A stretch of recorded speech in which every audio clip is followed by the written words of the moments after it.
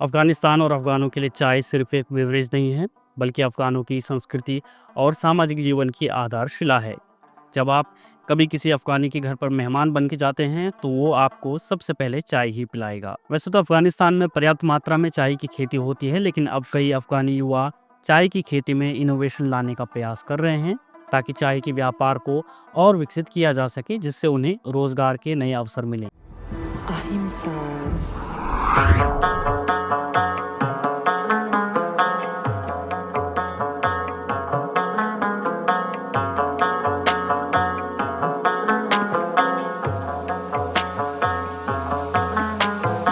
आज अफ़गान वॉइसेस के इस एपिसोड में हम एक ऐसे ही अफ़गानी युवक की कहानी लेकर आए हैं, जिसने भारत से ग्रीन टी की खेती का हुनर सीखा और आज अफ़गानिस्तान में बड़ी सफलता से ग्रीन टी की खेती कर रहा है।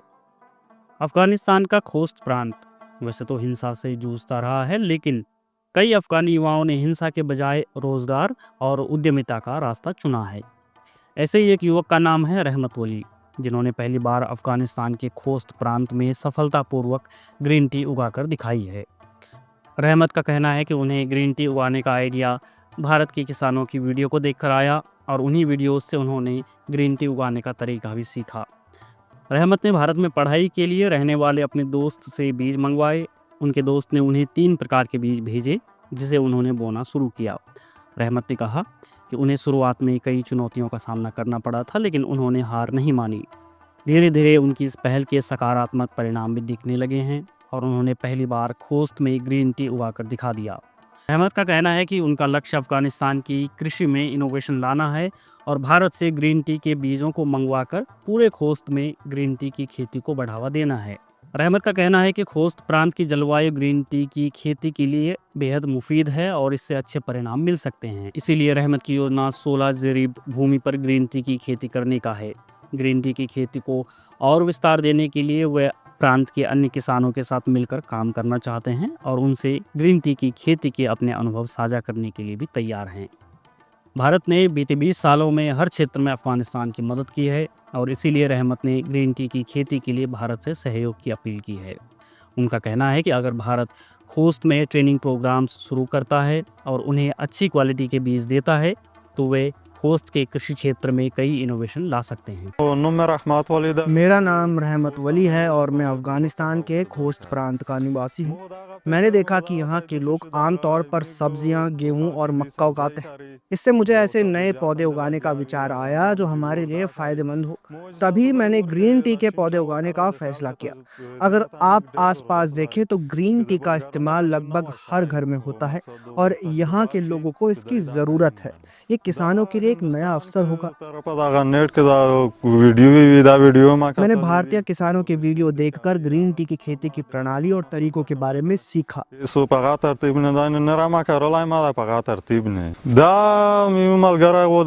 मेरा एक दोस्त है जो भारत में रहता है और अफगानी है। एक बार जब हम बात कर रहे थे तो उसने बताया कि भारत में लोग चाय उगाते हैं और उसने मुझे चाय के बीज लाने की पेशकश की। मैंने उसके सुझाव पर सहमति जताई। चाय के बीज कई तरह के होते हैं और उसने जो बीज मेरे लिए लाए थे वे बेहतरीन किस्म के थे। ये बीज 3 किस्मों में आते हैं और मेरे दोस्त ने मुझे ये तीनों तरह के बीज भारत से भेजे। मेरे सामने एक चुनौती ये थी कि ठंड के मौसम में पौधे अच्छी तरह से विकसित नहीं होते थे। हमें बार बार प्लास्टिक कवर का इस्तेमाल करना पड़ता था, जो थोड़ा चुनौती भरा था। हालांकि अब जब मौसम गर्म है तो परिणाम बहुत बेहतर है। अभी भी कुछ चुनौतियां हैं जैसे कि प्रोसेसिंग, लेकिन मुझे लगता है कि इन्हें हल किया जा सकता है। यहाँ की हवा और मिट्टी उपयुक्त है और लगभग हर पौधा अच्छा परिणाम देता है। मैं अन्य किसानों को हमारे देश में उत्पादन बढ़ाने के लिए नए अनुभव लाने के लिए प्रोत्साहित करता हूँ। मैं उन अन्य किसानों की मदद करने के लिए तैयार हूँ जो ग्रीन टी उगाना चाहते हैं।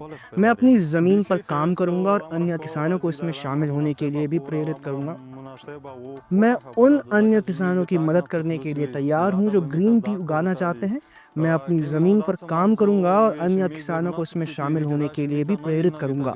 मुझे उम्मीद है कि भारत से विशेषज्ञों की एक टीम हमें प्रशिक्षण देने के लिए आएगी या हमें नए अनुभव प्राप्त करने के लिए भारत आमंत्रित किया जाएगा। हमें यहाँ संसाधनों की आवश्यकता है क्योंकि हमारी सुविधाएं सीमित हैं।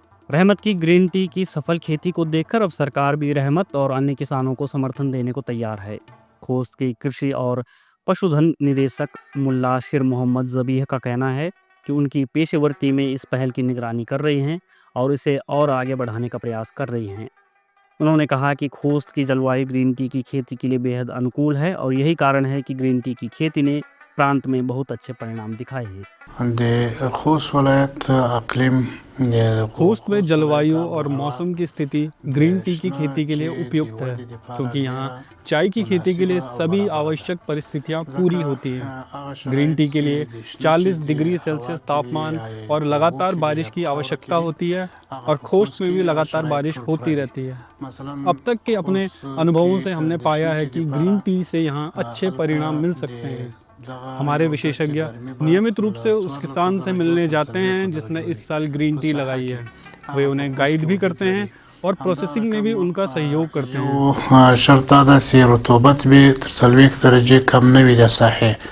इस साल हम अपने खेतों में भी ग्रीन टी लगाएंगे ताकि देख सकें कि यह कैसा परिणाम देती है। अगर परिणाम अच्छे रहे तो हम इसकी खेती को विस्तार करेंगे।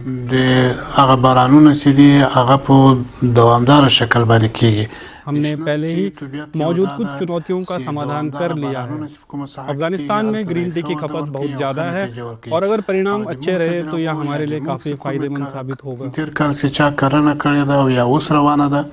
एग्रीकल्चर के बारे में भारतीय विज्ञान का विस्तार अन्य देशों में लगातार हो रहा है, और एक प्रकार से यह भारत की सॉफ्ट पावर को भी दर्शाता है।